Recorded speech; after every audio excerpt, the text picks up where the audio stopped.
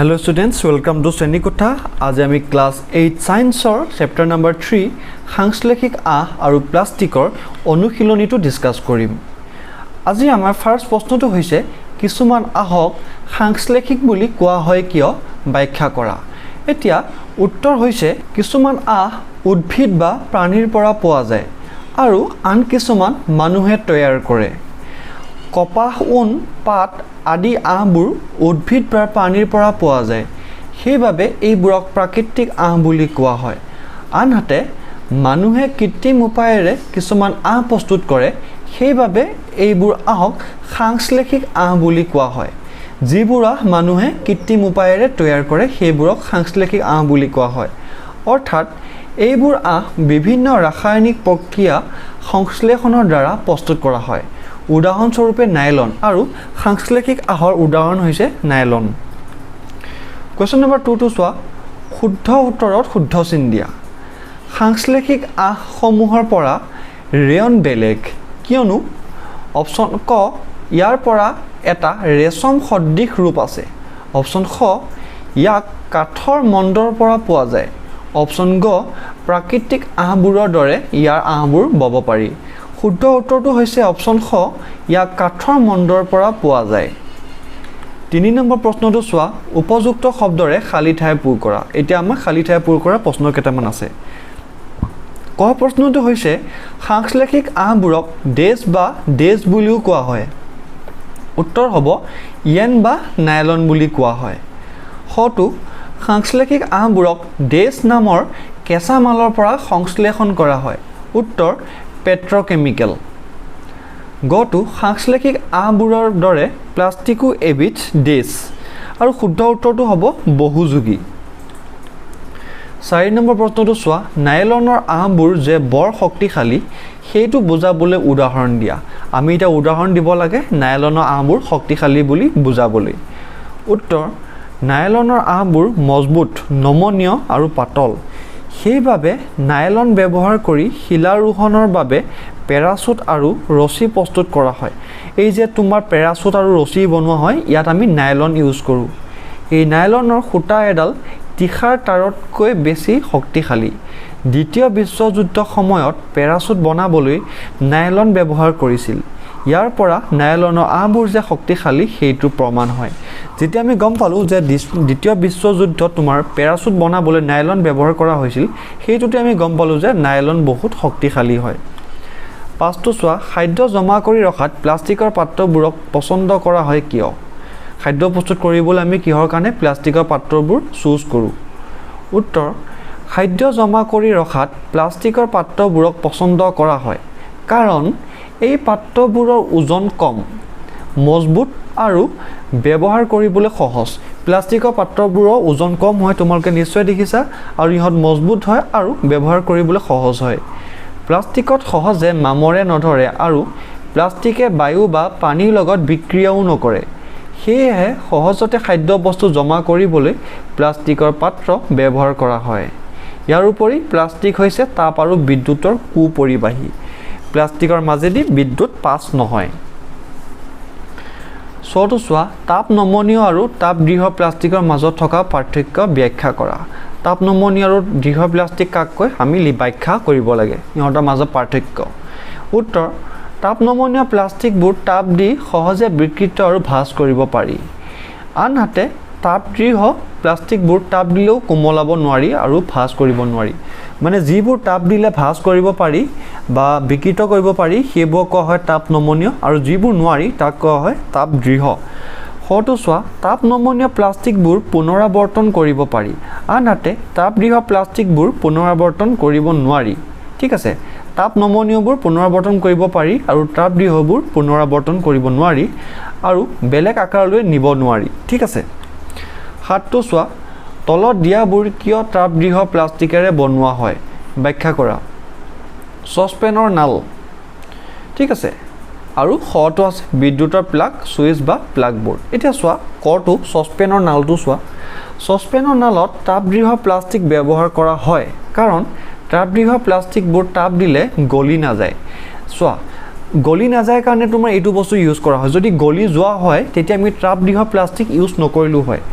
যেতিয়া আমি জুইৰ ওপৰত চচপেন দিওঁ তেতিয়া তাপ পালেও ইয়াৰ নালডাল গলি নাযায় আৰু তেতিয়া আমি সহজে ধৰিব পাৰোঁ ঠিক আছে আৰু গলি যোৱা হয়তো আমি ধৰিব নোৱাৰিলো হয় গতিকে সেই কাৰণে তোমাৰ ট্ৰাপদৃঢ় প্লাষ্টিক ব্যৱহাৰ কৰা হয় এতিয়া হল বিদ্যুতৰ প্লাগ আৰু সুইচ বা প্লাগ বোৰ্ড বেকেলাইট নামৰ ট্ৰাপদৃঢ় প্লাষ্টিকৰ দ্বাৰা বিদ্যুতৰ প্লাগ সুইচ বা প্লাগ বোৰ্ড আদি নিৰ্মাণ কৰা হয় বেকেলাইট নামৰ প্লাষ্টিক দেই বেকেলাইটে তাপ আৰু বিদ্যুতৰ কুপৰিবাহী সেয়েহে তাপ পালেও সুইচ বা প্লাগ বোৰ্ড আৰু আদি গলি লাগি নধৰে ঠিক আছে গলি নাযায় মানে বেকেলাইট প্লাষ্টিকটো তোমাৰ তাপ পালে ই গলি নাযায় সেই কাৰণে এইবোৰ সুইচ প্লাগ বোৰ্ড বা তোমাৰ বিদ্যুতৰ প্লাগত বেকেলাইট নামৰ প্লাষ্টিক ব্যৱহাৰ কৰা হয় 8 নম্বৰ প্ৰশ্নটো চোৱা তলত দিয়া সামগ্ৰীসমূহৰ পদাৰ্থবোৰক পুনৰাবৰ্তন কৰিব পৰা আৰু পুনৰাবৰ্তন কৰিব নোৱাৰা দুভাগত বিভক্ত কৰা টেলিফোন সৰঞ্জাম প্লাষ্টিকৰ খেলনা কুকাৰৰ নাল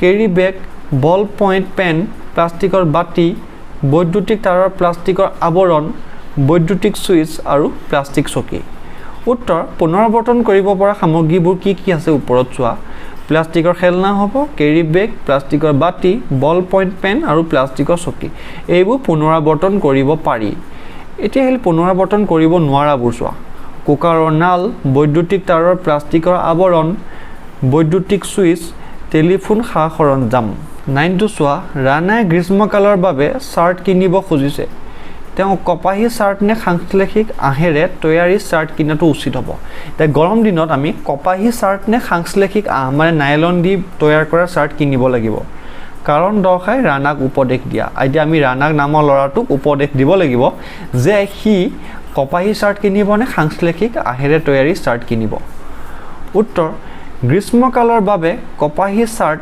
সাংশ্লেষিক আহেৰে তৈয়াৰ কৰা শাৰ্টতকৈ বেছি উপযোগী কাৰণ কপাহী শাৰ্টে গাৰ ঘাম বেছি সময় ধৰি ৰাখিব পাৰে আৰু গৰমৰ পৰা সকাহ দিয়ে বুজি পালানে গ্ৰীষ্মকালৰ বাবে কপাহী শাৰ্ট সাংশ্লেষিক আহেৰে তৈয়াৰ কৰা শাৰ্টতকৈ বেছি উপযোগী কি কাৰণে কপাহী শাৰ্ট বেছি উপযোগী কাৰণ কপাহী শাৰ্টে গাৰ ঘাম বেছি সময় ধৰি ৰাখিব পাৰে আৰু গৰমৰ পৰা সকাহ দিয়ে 10 নম্বৰ প্ৰশ্নটো চোৱা প্ৰাকৃতিকভাৱে প্লাষ্টিকসমূহে যে অক্ষয়কাৰী তাক দেখুৱাবলৈ উদাহৰণ দিয়া উত্তৰ আমি দৈনন্দিন ব্যৱহাৰ কৰা বহুতো বস্তু প্লাষ্টিকেৰে মেৰিয়াই থোৱা হয় বা প্লাষ্টিকৰ মোনাত লৈ অনা হয় এই প্লাষ্টিক আৱৰ্জনাসমূহ পেলাই দিয়া হয় কিন্তু এই আৱৰ্জনাসমূহৰ জৈৱিক প্ৰক্ৰিয়াৰ দ্বাৰা পচন নঘটে এইবোৰ বছৰ বছৰ ধৰি একেদৰে ৰৈ যোৱা দেখা যায় সেইবোৰ কেতিয়াবা গৰুৱে খাদ্য হিচাপে গ্ৰহণ কৰে যাৰ ফলত এই প্লাষ্টিকবোৰ হজম নহয় জীৱ-জন্তুবোৰ মৃত্যুৰ মুখত পৰা দেখা যায়